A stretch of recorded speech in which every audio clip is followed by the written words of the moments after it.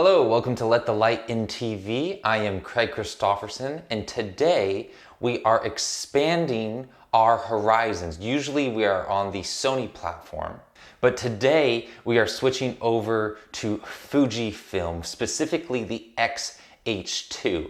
And as you've maybe already noticed by the jump cuts that are going to be happening, we are talking about film stocks today.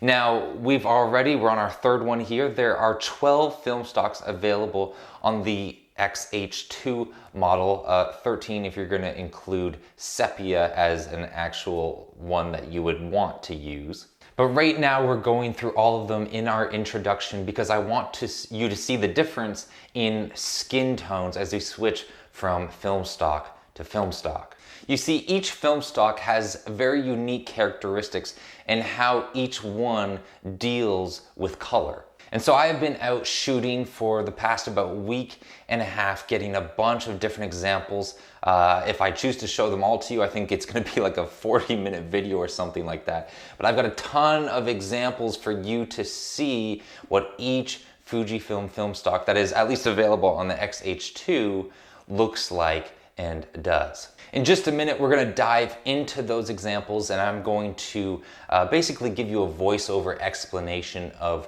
what each film stock is going to do to the look of your footage. I've got a bunch of different examples for you today. We're going to see how they interact with sunny outside wilderness, bird shooting type video, as well as gray overcast where your colors aren't so vibrant. So we're going to look at a bunch of different examples.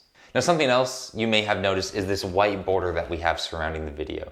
And why I've put that there is not for aesthetic purposes, but it's so that you can see what true white looks like and you have something to reference as the colors continuously switch throughout the video.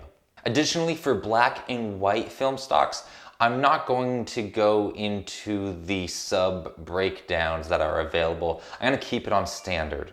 If I went into the yellow, red, green subdivisions of the black and white film stocks, this video would be like an hour long and I don't think anybody would watch that. So if you're a black and white enthusiast, I apologize, but hey, at least you'll get a decent visual of what these film stocks are going to look like.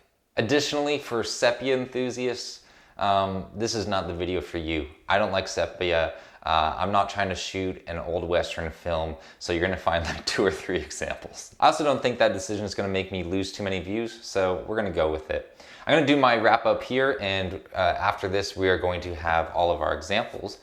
But if you would like to check out the Fujifilm X-H2, check out Fujifilm products, links are down below if you want to purchase that. If you would like to subscribe because you enjoyed the content and you thought it was helpful, then please go do so. I don't ask for it often, and I'm done asking now. All right, hope you have a wonderful day. Take care. Remember to let the light in, and here is Fujifilm film stocks.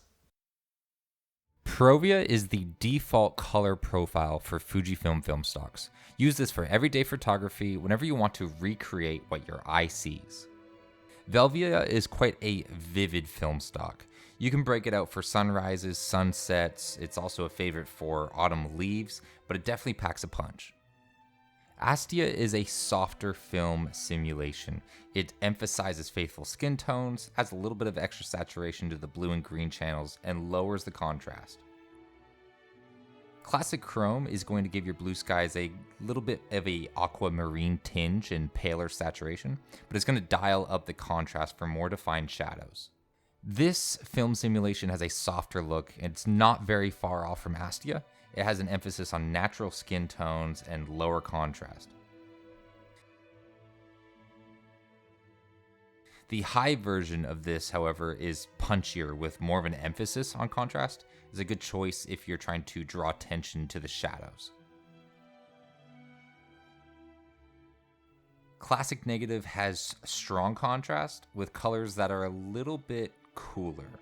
It also lowers saturation in the shadows and the highlights and adds a slight color cast. Nostalgic Negative isn't too far off from Classic Negative, but its tone is a bit warmer and shows a bit less contrast.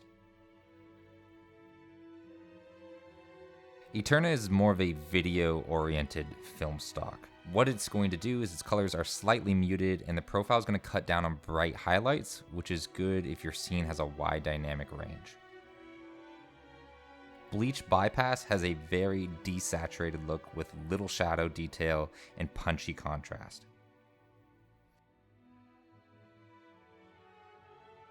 Acros is known for its fine grain and moderate contrast that is going to help retain detail in your shadows. Finally, you have Monochrome Standard. Both these black and white film simulations come with red, yellow, or green color filters that you can use.